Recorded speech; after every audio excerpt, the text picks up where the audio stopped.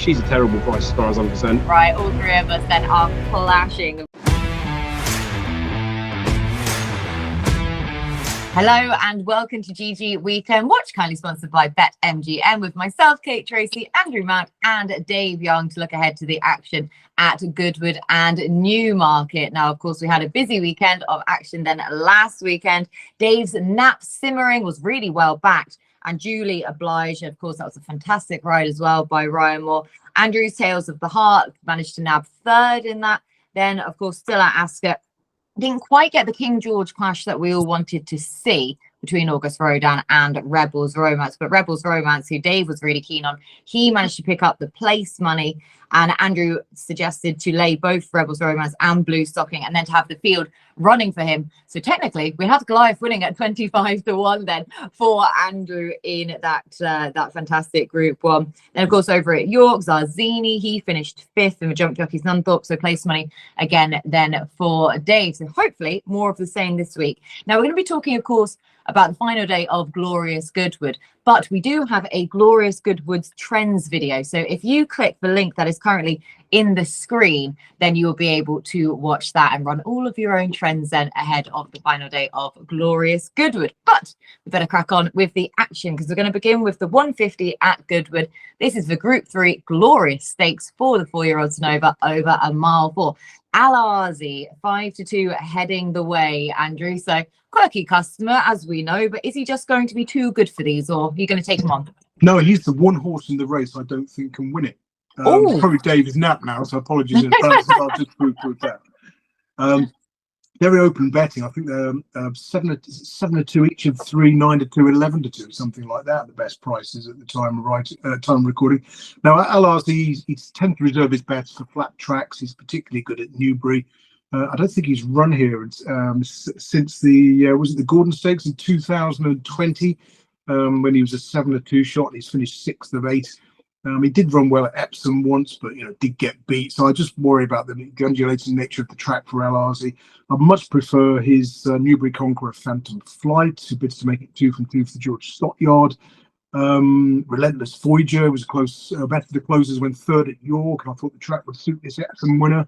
Lion's Pride I'll probably be against as well, as he's 0 from 3 on turf. He's been beaten at fairly short odds on his 3 turf starts, 9-4, 5-2, and 11-4. So maybe that's the way to approach this race. Oppose Al-Azi and Lion's Pride. If you're going to come down on one, I'll probably go AIMERIC for Roger Varian and James Doyle, who could certainly do with a change of luck on his Goodwood ride so far. He was well clear of the remainder, went second to King of Conquest at Newmarket. That was an enlisted race, and then because he was second to the same horse over course and distance the time before, so no King of Conquest to contend with here. So AIMERIC for me. But yeah, any one of AIMERIC, Phantom Flight, and Relentless Voyager, I could see winning here. And there's such little to separate them in the betting as well. Apologies to BetMGM. I was doing them a disservice. They are 3-1 about Al-Azi. Heading the way, well, I say heading the way, joint favourite with Phantom Flight at 3-1. AIMERIC 100-30. Relentless Voyager, the same price, 100-30. Lion's Pride, the 5-1 outsider with BetMGM. So, Dave, just even reading down those prices, super trappy little contest. Really is, and it's almost grim reading, to be honest with you, because it's the opening race of the ITV stuff. It's the opening race of Saturday's Goodwood. It is a Group 3. You almost feel obliged that we should be getting excited about it. But I say the funny thing, it is actually like semi-humorous. The 2 horses that I've got on my shortlist are Al-Azi and Lion's Pride, the 2 that Andrew's written off. So I think more than anything, not saying that one person knows more than the other in the slightest here, I think it just confirms that how open the race is. The betting would suggest the same as well. So anyone with a bullish opinion in here is much braver than I am. We've had lots of like 4- and 5-year-old winners of this. Al-Azi is obviously getting on a bit, but Jim Crowley's back on, isn't he? It's like stepping up from 1 mile 2 to 1 mile 4 from last time. The thing is, he's come forward for lots of runs as well. The only thing is, he's just never been as good a horse as he was before he was gelded. And the fact that he is 7 now, he's potentially a little bit past it. He will step forward from the run. I know Phantom Flight's entitled to, but that was after like a nearly year break, first run for a yard, first time in a hood. So as much as he might step forward, I would be predicting that he's more likely to bounce than anything. So I think Al-Azi will reverse the form with Phantom Flight for definite. We can't say for definite on these shows, but I'll say it. with no continuous in it, because I think continuous would have obviously been real short in it and would have been one that I might have wanted to take on. It just means the prices of everything's a bit pants. The reason I liked Lion's Pride before was because he was a bit of a bigger price, but he's as short as 4-1 in here as well now. He's got some good form, isn't he? Like lost his maiden tag when he beat Middle Earth. That was over like by over 3 lengths over 1 mile 3. They were runs at Kempton, and Rab Havlin's the one that's won on this horse a couple of times. Kieran Schumacher's taken the last couple of rides, but lots of Gosden's horses have come forward for it. So because the prices have moved around a little bit, I think Al Azi, when they first redid this, was as short as 2-1, but now as big as 7-2. I'd be more coming down the side of I would give Al Azi a chance, but I think it's one of these races. We've got lots of action on the Saturday that the probably best advice would be maybe just sit it out. Super trappy. Yeah, perhaps just sit out. The fact that the market can't even sort itself at this stage, where we've got 3-1 Al-Azi and Van der Flight, and the outsiders at 5-1 with BetMGM, just goes to show you everything you need to know about that opening contest. But intriguing little puzzle all the same. Now we'll switch over to Newmarket for the 205. A Fillies nursery handicap, 2-year-old. Over 6 furlongs. I had to double check this a few times to make sure this definitely was an ITV televised race. Dave, it is. It's filling a bit of a gap. Did you have an opinion? Yeah, I quite like it because there's quite a few of the ladies' races, isn't there, on the Saturday? So it's nice for them to get their moment in the sun. And I do think as well that I feel like there's a bit of a price mistake in this race. I think Magic Mild's top price 8-1 looks a big mistake. Ran at 6 furlongs last time out, had Miss Fascinator in behind. Now, Miss Fascinator was favourite that day. It may have been because that was good to soft ground that Magic Mild preferred it and Miss Fascinator didn't like it. But Miss Fascinator did bolt up since, or has bolted up since. But Magic Mild was pretty impressive, quickening off the front. Looked like was there to be shot at, and she just continued to go. There's not much between those two in the handicap marks now because of the fact that Miss Fascinator won last time out. Even when you go back to Magic Mild's run that wasn't on the July course, was on the Rolling Mile when she ran behind It Ain't Two. That horse is in here as well, a few pounds rated higher. But that was quite a good effort considering 5 furlongs didn't look like Magic Mild's trip, and it was Magic Mild's first run. That was an RPR of in the 80s, I think 81 maybe. Did an 89 maybe it was when it won last time out. So I just think that this horse looks on an upward curve, looks like 6 furlongs definitely the trip for it, whereas horses like It Ain't Two that have been running in better company, I think they're still sort of 5 furlong horses and they just look like well-established 2-year-olds. I think there's quite a bit more to come from this Magic Mild. There's 4 places up for grabs with most bookmakers in here as well. So 8-1, 12 runners, just looks like an absolute free each-way swing. But I reckon she's got a good chance of winning this off the front. And BetMGM, yeah, each way plus race, 4 places on offer then, Magic Mild to try and go forwards then, and to put that course and distance win to good use again. Andrew, did you have to double check that this race was actually in the running order? I mean, Dave's confident, so I'm pleased that at least someone's got a strong opinion on it, but for you likewise. Yeah, I did. Although to be honest, there's it's a reasonable prize fund, isn't there? Sort of 40 grand race or whatever. But yeah, if I could have a get out of jail free card, although Dave's played us in the first race at Goodwood, I'll be playing mine in here. I was sort of semi-interested in PATSY SNUGFIT for Eve Johnson Houghton, who dead heated behind Art Market in a nursery at Ascot last time. And the winner has gone in again since, albeit off a fairly lowly mark. And the runner-up Berkshire Cameo is due to run at Goodwood on Friday. So I was sort of hoping for a good run from that one to sort of further boost this form. The blinkers go on for the first time. Not necessarily a good stat for the yard or for the Prochny who ran that grey.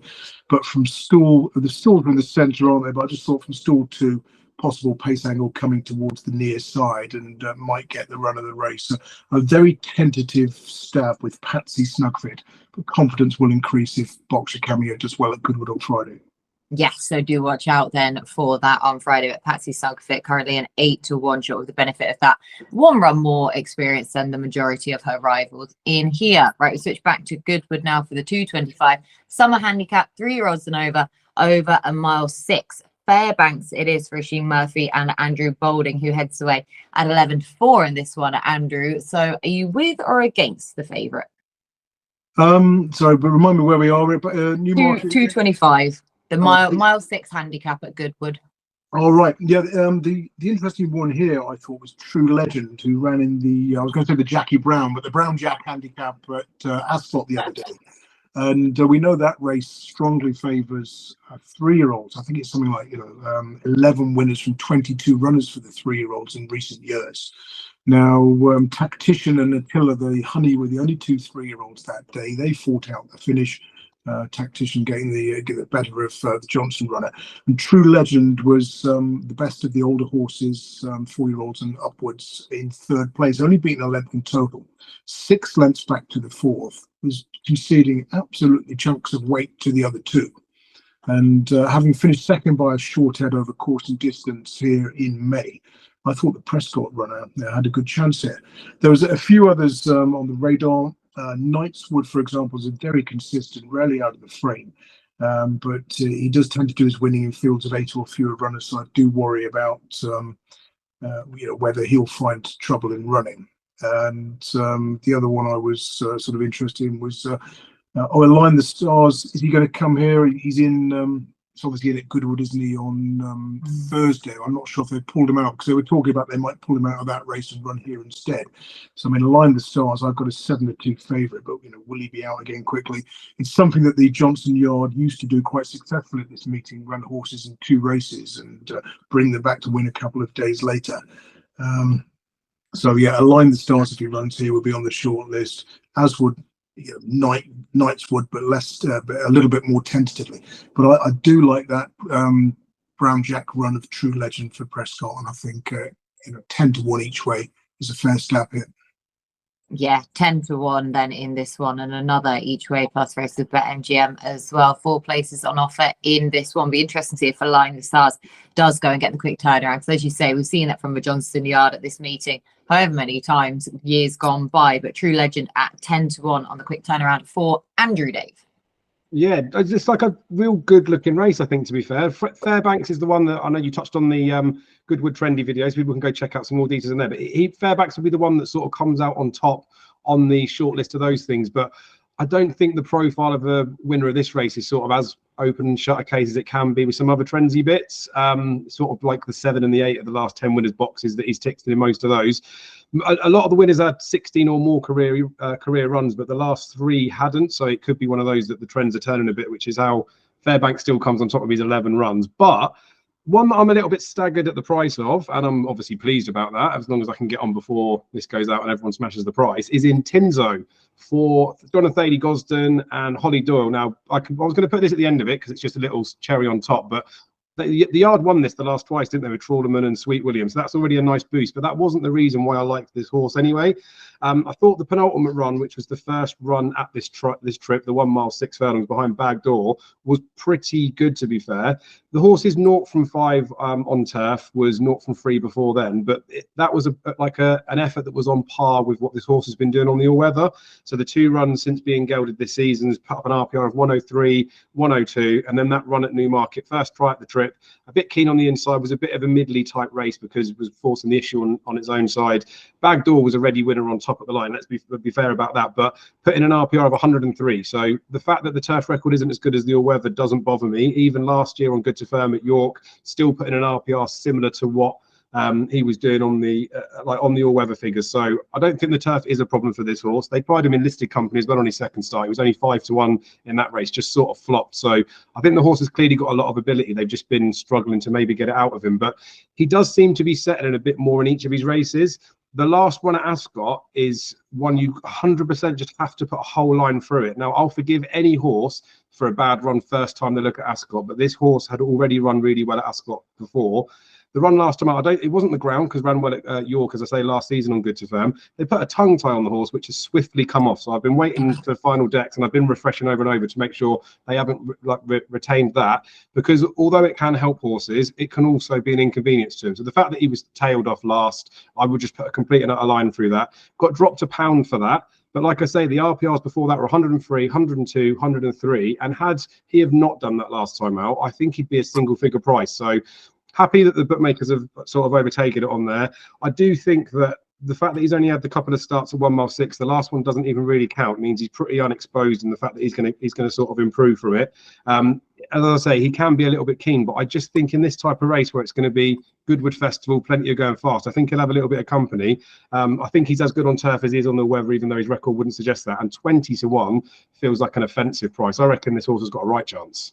Yeah, like I say, he is a big price as well. Then good case made as well for INTINSO for the yard that have such a good record in this race as well. The Gosdens.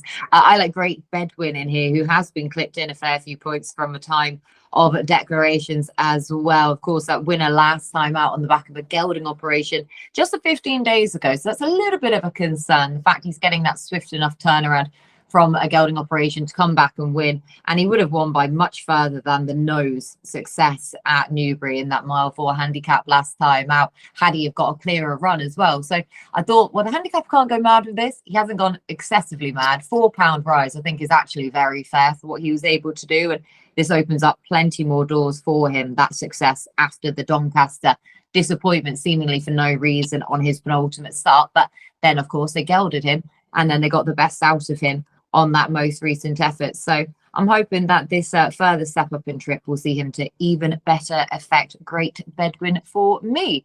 Right, we switch back to Newmarket now for the 240, the listed Chalice Stakes, 3 odds and over a mile 4 in this one. So we've got some unexposed types in here which are pretty prominent in the betting. 11-4 it is about Fairy Glen. Just as a rumble of thunder goes on in the background here at my house, this weather is wild. I mean, scorching hot a second ago, and now I've got thunder and lightning, Dave. So great to be in Britain at the minute. It is, yeah. Or you skipped your lunch. It could be that you skipped to be lunch fair, and you're disguising it as the weather. But it's another race for the ladies, right? And like you were saying, we've got plenty of unexposed horses in it, but we do have LMAY at the top of, well, say top of the market, was top of the market, is top of the market with some bookmakers after coming second at Ascot in that Copper Horse last time out. Was still a bit keen and managed to tow him pretty much the whole way to, I'd say, a couple of hundred yards from the line when Willie Mullins Belluccio got the better of her. But this is dropping back to 1 mile 4, which it wouldn't look like the trip was ever a problem with her, but again, going keen and the drop back, especially into the girls' company as well, probably does look like a bit of a positive. Rab Havlin rode Place of Safety last time out, and he's jumped off that one to ride this horse. Now, when Place of Safety won, looked like a pretty ready winner, but beat another Jonathan Thady Gosden horse, a stablemate. I think that speaks favourably in terms of LMAY, in terms of they know that this horse is probably the best of the ones they've got in here, despite the fact the market's only got 1 point between the two of those. So I liked the look of LMAY, but when I first started typing this one up, she was 2-1 head of the market. Fairy Glen was the one that I was going to take a bit of a chance on because she was as big as 9-2, but you've touched on there. She's now sort of 11-4 favourite. I suspect by the time this goes out, she'll be that or if not shorter.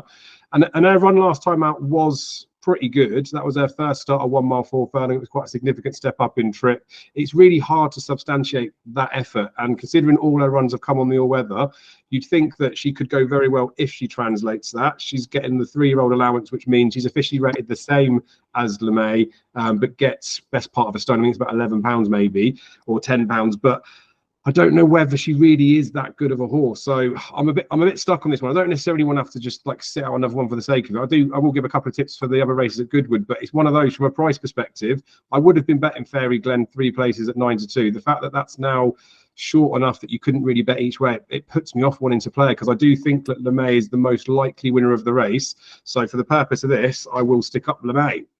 Pick up LMAY then, yeah, who has been well supported as well. Like I said, they've literally flip-flopped in the betting, these two, LMAY and Fairy Glen, who then the market is sort of doesn't know exactly which way to go with them at the present, but 11-4 and 100-30, they seem to be swapping prices between the pair of those two. But LMAY it is then for Dave. Andrew, who did you like? Yeah, it's tricky because you look at the stats for this race. I mean, 10 years ago it was run at Newbury, but the last 9 renewals have been here at Newmarket. The Gosdens have won 4 of those. And from 10 runners, if you just back the shortest price Gosden runner in the last 9 years, you'd have found 4 winners from 8 bets. LMAY falls into that bracket. That Copper Horse 40-1 second to Belluccio. It's obviously a solid bit of form. That race is perhaps going to work out well. You've got the 4th House Saqib for Andrew Balding, who came out to win, was it the Silver Cup or Silver Trophy, a Group 3 contest at York next time out. You've also got the 3rd My Mate Mozzie and the 5th Gentleman Joe, who are running at Galway before this race. So you might get further boost to that copper horse form before this race kicks off. But then if you want to be a bit more critical, you can say horses who prepped in handicap company are 0 from 22 in this race in the last 9 years, the Newmarket renewals. And LMAY's only won once from 10 starts, and that was when you know, a 9-4 on favourite in a 6-runner contest. So at the prices, I could probably leave her alone. Place of safety, again, it's the Gosden angle rather than the form of that win. Although with Kate's timely rumble of thunder, she needs to get to a place of safety. And this daughter of Night of Thunder could be, you know, a coincidence bet for you. But I'm going to go back to a race at Newmarket, a listed contest last month, where won by Mistral Star. Now they've gone off too hard in that race. They basically set it up for the closers, and there was a couple of horses who raced prominently that day who finished well down the field who are running here. One of those is Divina Grace, who was 20-1, finished 5th, beaten just over 8 lengths, but did best of those who raced prominently. And the other one is Ching for David Simcock, and you know, surprisingly for a Simcock horse, she was up with the pace. She'd come from the rear when finishing 2nd at Pontefract, going down by a nose at 33-1. Next time out, she's, you know, a little closer to the pace than ideal. So I'm just going to split stakes between that pair: number 1 Ching and number 3 Divina Grace. That form line from a couple of weeks ago, Ching is at 14-1, Divina Grace at 12, so the course win to her name as well. So it's a nice price at horses in that Chalice Stakes for Andrew. Back to Goodwood for the 3 o'clock, the Group 2 Lily Langtry Stakes, 3-year-olds and over a mile 6. Free Wind is stepping back up in trip for this after the extended 10 furlong defeat last time out at York, Andrew. But we've got some interesting little angles into this race, but very much from different different angles basically that we're bringing into this. So which one were you siding with? Yeah, I mean, it's Gosden's have won with I think they're 3 from 9 in the last 10 years. They've won with 3 of their last 6 runners. But very interestingly and quite surprisingly for a mile 6 race, the draws had a major bearing on this race in recent years. In the last 10 years, those drawn in stall 4 or lower are 9 winners from 39 runners. So a profit of 25 quid. Once there was just like a 3-runner race. That's why there's 39, not 40 qualifiers. Yeah, it could be. I mean, Aidan O'Brien's got a terrible record as well, 0 from 8 in the last 10 years. So it was sort of, you know, a look to oppose the O'Brien runner. I think he has got one here. Yeah, he's got grateful, of course. And I was going to play the draw and just look to those sort of coming out of low stalls. And I mean, Caius Chorister is the best of them, but we know she can ruin her chance by racing keenly. I mean, I'm still gutted that she wasn't in the frame in the E-ball last year when I put her up, stupidly put her up as a win bet, and she's finished 6th. I think some firms are paying 6 places, but she blew it by pulling hard in the Gold Cup at Ascot last time. That was the trip didn't suit. She's going to be happier coming back at this trip. I've not looked at the pace map yet, but she'll certainly be going in the place spot from stall 4, assuming there's a good pace and she can sit behind it and just settle on that inside rail. Divine Comedy's a lovely horse. She's got a fantastic record in handicaps. I think something like 12 top 3 finishes from 12 runs in handicaps or something like that. But she's taken a step up in class.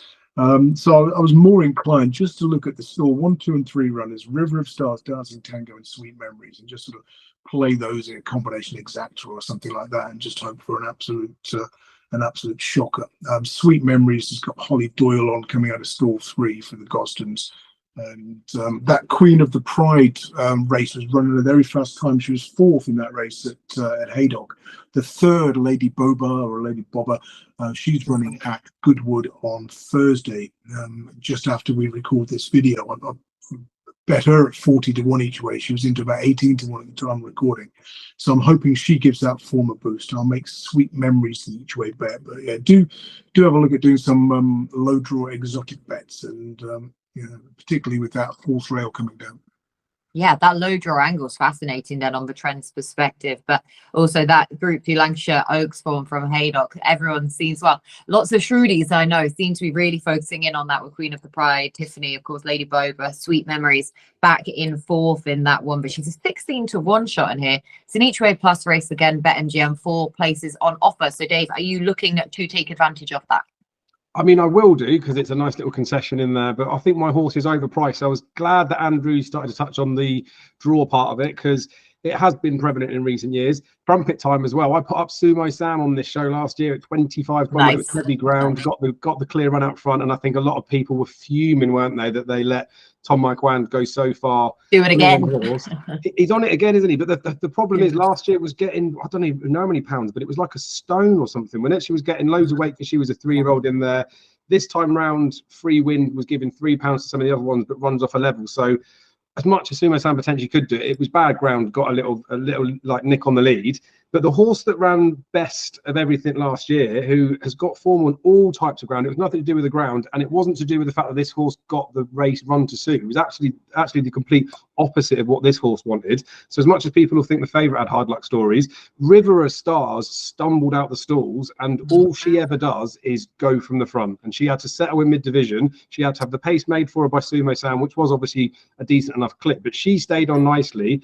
She was a full 7 lengths clear of Free Wind. So although she was getting the £3, this time round she's not getting that. Free Wind's not going to make up those 7 lengths, I don't think. I know they'll say that the ground for Free Wind was the problem. It wasn't. It was tactically, it was a terrible ride from the jockey, and the horse has already won on soft as well. So I know it was worse ground, but I think Free Wind's a terrible favourite in this race. So River of the Stars, I give a proper chance to. Came in with decent form last year, was second in a race in Longchamps. I want to say Maurice, and then it's Daniil or something like that. Racer blogger might know if he's bet to Neil's, isn't it? But it ran really well coming into the race before. And then, like I say, if she hadn't have stumbled out the stalls, not saying she definitely would have beat Sumo Sam, but you don't know how close she would have got. And then with this time around with the draw bias, you've got Sumo Sam much further out wide, and you've got this horse being plumb drawn in stall 1. So if she doesn't stumble out, she will go off from the front. So again, there's lots of different ways you potentially could play this one. I will just have a nice straight juicy each way bet on this one because, like you said, they're up to 5 places up for grabs. But a lot of people potentially, I think, at 14s that she is top price, you could bet her and layer in running because there's no way they'll like intentionally do what they did last year, and obviously it wasn't intentionally last year, but her figures this year have been quite good. She beat Ching that Andrew's mentioned there from like the draw perspective, and like ran well last time, even though Jamie Spencer was up top. The horse has been normally ridden from the back, and then Jamie Spencer went from the front. So there's enough in there to suggest that I think this horse is in at least the same form as it was last year. The thing with Free Wind last year is she ran in the same race at York, didn't she? But she put in an RPR of 107 this year and 114 last year. As much as the Gosden horses are going to be coming forward for their run, you can't suggest that she's in the same sort of form. And I know she ran well in a Group 1 after this, but she did get beat here. She got beat there. It's been a while since she won at that race at York, May 2023. So she's a terrible price as far as I'm concerned. River of Stars, top price 14 to 1, will not be about on the time of the day. This is going to get backed, I think.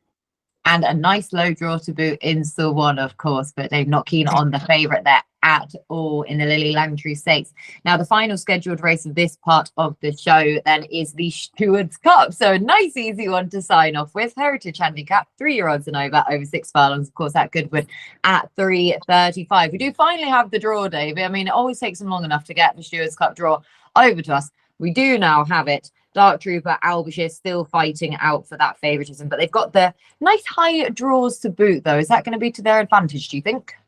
I'm not so fussed on the draw on this one. Like, I know you've got potentially like low or high is okay, but it wouldn't have worried me too much, purely for the fact that I think that this race is such a minefield anyway. I'm happy to look at it before the draw's done, give myself a bit of a chance in there, and then it wouldn't necessarily put me off a horse, but I think the market then reflects. So the ones that are potentially in the better draws, they might shorten up. The ones that are in the worst draws, you might get a bigger price, and I just don't think you should be put off by the draw. Interestingly, though, we've got Summergand running again this week. I know, it's August. It's August. Well, that's it. It's now turned into August. He is back down to 6 furlongs where he's had all these wins as well. So I'm sure plenty of people would be like, oh, that's a nice big bonus. I mean, it probably isn't it? It is, isn't it? But I think he's been good at 7 furlongs this season because he is that little bit older. Maybe he's lost a teeny tiny bit of pace. We've got Jason Watson on board again. And 2022 was the last time he ran in this particular race. Was like an unlucky loser, like purely for the fact that he suffered traffic problems. But that is his want, isn't it, in these types of races? Yeah. He's 20 to 1 in there. There are 6 places up for grabs. There is one crazy bookmaker going 8 places. So of course I will have a small bit of money on Summergand, and of course I will bet him at York as well. But 20 to 1's awfully skinny for him, and I'm sort of number one fan of him, aren't I? The one I probably would be keen to play, again, with the extended places up for grabs, and I think that's essential for this race because of the fact that it is a bit of a lottery what could happen. But Pure Sangui's making handicap debut, isn't he? £4 technically went in because he's a 105 rated horse, but when he was in for this one, he was 101.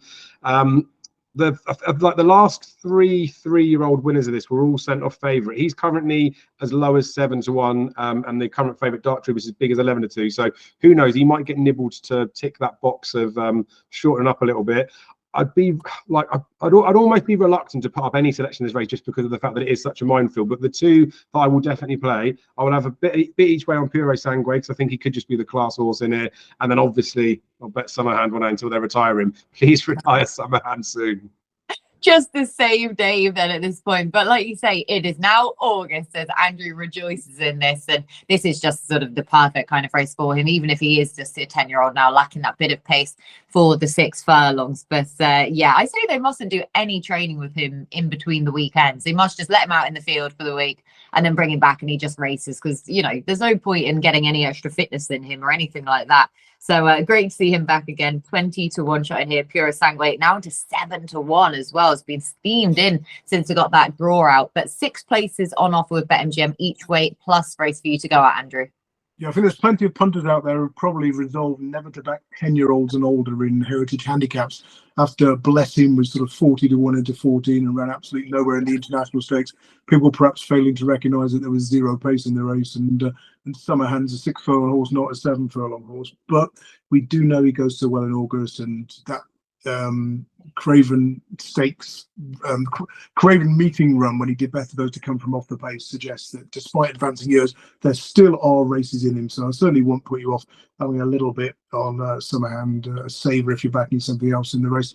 I mean, I think the draw wise, I'm going to take a punt and go for low numbers. You've got Rhythm in Hooves, easy for me to say, who's in stall 1, and is likely to be the pace on that far side rail. Now, if there is a big bias and you want to be on that far side, they'll probably split into 3 groups. You'll get sort of maybe 6 or 8 runners going far side. You've got Lethal Levi as well, your old friend, Kate, who's my old served you well, who's going to be pace on the far side as well. So there's a few of those on that side are perhaps 5 furlong horses. But Billy Joe was second in a big 7 furlong handicap here a couple of days ago, 72 hours before the Stewards Cup.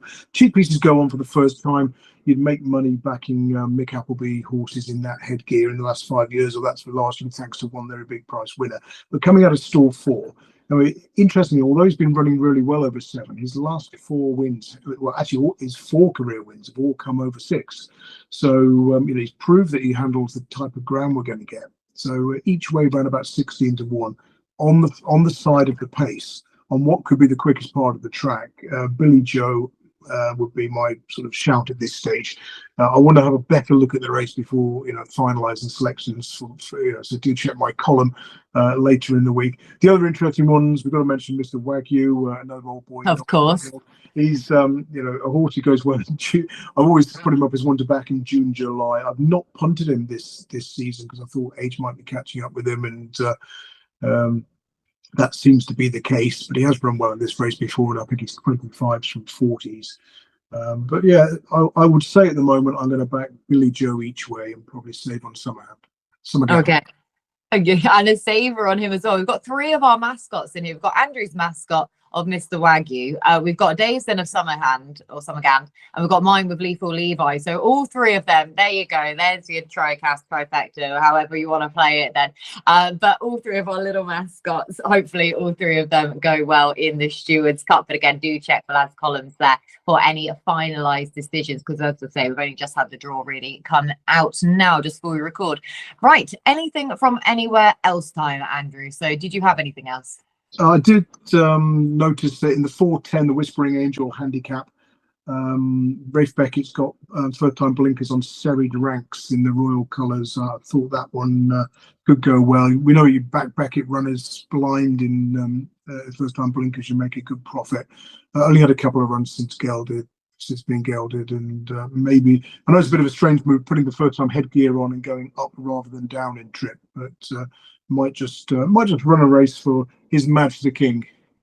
Nicely done, nicely done. As the rain all of a sudden is starting to pummel it down outside now after the thunder and lightning, Dave. So I mean, I will just go to you, please. Anything from anywhere else? And I guess we are kind of factoring in some sort of weather at some point then ahead of this weekend. Yeah, maybe. The forecast looks to me like it might not be any rain, so I'm working on the basis that it is not going to get any worse, and if it does rain a little bit, it will dry back out. But seeing as I sat out a couple of ones early, or definitely sat out at least one, just a couple from Goodwood, because it is glorious Goodwood, right? We're seeing off the meeting there. In the 410, the race that Andrew's just mentioned, there's one that I do quite like the look of, which is Cuban Tiger. Ticks all the boxes from a frenzy type bit on the bits that I've done for that. Has been kept to a mile since second start when was beaten a length by Notable Speech. Wonder if that horse has done anything significant this week. And then it also beats Sedity next time out. That's a horse that's, you know, rated in the 110s, and then he's been beaten by a horse that's 120. It's 99 here started for 99 in his first handicap debut, 0 from 3 in the handicap sphere, but down to 93 now, dropped back to 7 furlongs. I think Cuban Tiger could give Carl Burke and Clifford Lee winner on the last day at Goodwood. In the very last race as well, Great Chieftain, who is actually in the 5:55 today, so by the time this gets published, potentially will have already run. That's a race over a mile, but I'd give him a proper chance in here, 1 mile, 1 furlong. So if they run there and they still run here, or if they don't run and then it comes here, Great Chieftain, I've already bet him in the race today, but I would also be betting him in the 5:20 at Goodwood. And then last bit, just to quickly mention, because obviously we did sadly lose Facile Vega this week, didn't we? His half sister, this one's out of Camelot, or by Camelot, Cameletta Vega runs in the Mayor's Bumper at Galway, so that'd be quite a poignant winner. Also, when we talked about Lethal Levi being one of your best friends, Kate, Anna Benin is running against So Scottish at Galway, so there's some good action everywhere this weekend, so plenty of chances to get some winners, I think. Loads and loads of chances, loads of racing to go at as well. Right, nap time, Dave. Your nap of the weekend, please. Ooh. I do feel a bit. Don't you start doing it now. Don't you start. I feel a bit stuck because there's quite a few that I do fancy, but they're all like a bit of bigger prices. I'm quite happy to say that INTINSO I think will go real close in that summer handicap, but at 20-1 is way too big a price to ignore. So each way nap, INTINSO. Okay, INTINSO then for you. So again, a nice surprise one as well for Dave. Andrew, your nap, please. I'll go for the Prescott runner, True Legend, in the 225 at Goodwood Summer Cup. All right, let's do it. Let's all just go head to head then in this 225 at Goodwood, because I'm going to go for Great Bedouin as well. So, right, all three of us then are clashing. Of course, just a reminder that David's with INTINSO in that one. So, goodness me. Right, bring it on, lads. And just a reminder as well about that glorious Goodwood's Trends video as well. Make sure to watch that before the final day of Glorious Goodwood. But that's everything from us on this week's show. So, a big thank you to Dave and to Andrew for all of their hard work as per usual. Big thank you to our sponsors, BetMGM. A big thank you to you at home for watching, and we'll be back at the same time next week to preview more weekend action.